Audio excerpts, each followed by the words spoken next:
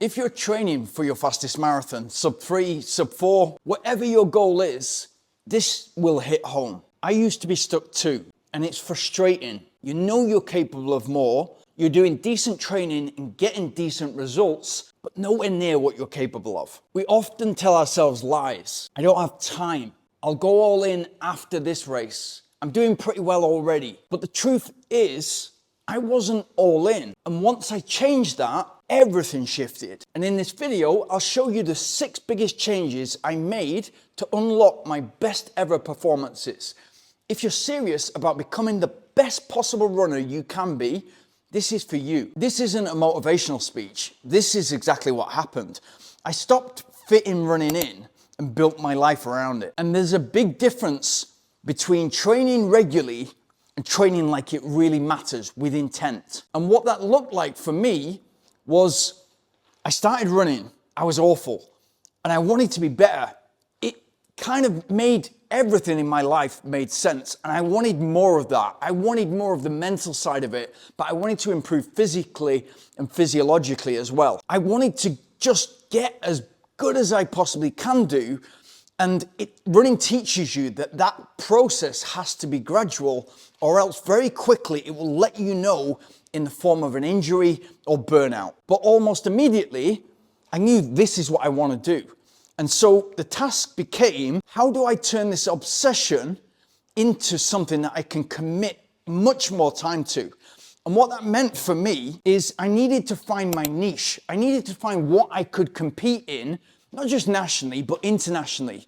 And for me, that very quickly became ultramarathon running. Now, I'm not saying that you just need to go into your niche and find something that will eventually find sponsors and they'll pay you for this to be full-time. You can use the tools in this video and the methods in this video to rework your thinking when it comes to you trying to achieve a big goal like a sub 3 hour marathon. And that leads to another level of obsession. For me with ultramarathon, it was like, okay, what do I need to do in order to compete and maybe one day win the British Championships? And 7 years before that happened, 8 years before that happened, I was already trying to figure that out and seeing how fast I could run 5K in and how that could equate to running 20 times that 100K at the same pace. I learned what it would need in order for me to win the World Championship, what the time was usually the winning time, or to get you on the podium or top 10. I learned and became a student of the sport, what it would take to win Conrad's Marathon, Passatore and Valletta. Once you learn what you need to do, and that might be certain sessions towards the marathon, certain key sessions that let you know you're in the shape that you want to be to hit the start line and execute the pace that you want to run from start to finish. For me, the Valletta race, Passatore race, the 100K, they just became my North Stars, where all of a sudden, much easier to get out of bed very early, much easier to get the recovery runs in, the easy runs, the faster sessions, much easier to drive to the course in order to run very specific terrain in order to get ready for races. Everything mattered. My first ultramarathon, I just wanted to finish. I just wanted to get to the end, and it was a very difficult uphill only 50K to altitude.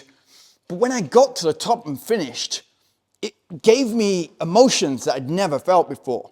And it was certainly pride, because you could see almost all the course all the way up and what you'd achieved, not just on that day, but previously as well. And then looking at the podium and looking at the guys that had won, they didn't need to say anything. It was just evident their work ethic, their discipline in the way that they were built. They were nothing upper body. They were completely fit for purpose. The legs were like Greek statues. And so naturally, you start to have idols or people you look up to, and you start to look at the way that they're training, if you're fortunate enough to know, and start to train in very much the same way, but understand that you're at your starting point. To move towards where they are is a different game. And so again, it's got to be gradual. And if that is, okay, if they're doing 100, maybe I can do 25 and I'm moving in that right direction. And maybe next time I can do 30 and I'm not where they are right now, but maybe one day. And for me, that was 8 years later. A massive shift came for me when I realized that everything I was doing around work was to be living in a certain place, close enough to work, paying bills, putting food on the table, etc. All that needed to reduce in volume in order for me to focus on being a better runner. And in order to make that work, and this can work whether you're training for a sub 3, you want to reduce your hours, or you want to take a sabbatical and really go at a fast marathon time. But for me, to be going full time and for eventually companies to pay you to do this, that meant I needed to give myself breathing space. And what that looked like is I wanted to save up so I could not have to worry about bills, rent, food for a 12-month period and really go at this and attack it. And for me, it wasn't a leap of faith or a ridiculous decision to move away from my career. I knew that if I didn't do that, I'd regret it for the rest of my life. I often talk to guys in their 30s, 40s, 50s who want to run their fastest times. And when we look under the bonnet of what their life looks like, they're only capable of so much because job, demanding, stressful, heavy load, family, children, personal commitments, travel commitments. When you look at the bandwidth that they've got to give to running, it's going to be reduced in quality because of everything else that's going on in their life. That's as simple as that. And that's the path that they've chosen. But they want to run as fast as they possibly can. And they want a training plan and coaching that's optimal for them with the life that they've got. And that is the art of coaching somebody who has a full life on top of what they're trying to do with running. For me, this was an opportunity before all that family, children, etc. happened, to get rid of the job, to live like a monk. I moved from nice apartment, nice place, to renting a room in an old lady's house to help her pay the mortgage. I looked at all my bills for food, and I didn't want to reduce the quality of my food, but I wanted to reduce the money that I was spending so that this amount of money that I was saving could let me run and focus on running for as long as possible. And that continued to me leaving my job, relocating to where I really wanted to be, the south of Spain in Granada in the mountains, and renting an apartment, studio apartment for 190 euros per month. And I absolutely loved the simplicity of it because I removed all the noise, all the bills, all the headaches. And that to me was base camp. And all it was about was getting up, running. So my apartment was literally on the trail. Couldn't have been more perfectly placed. And all the distractions in my life were just removed. I still made the mistakes that you would think that somebody in that position would make.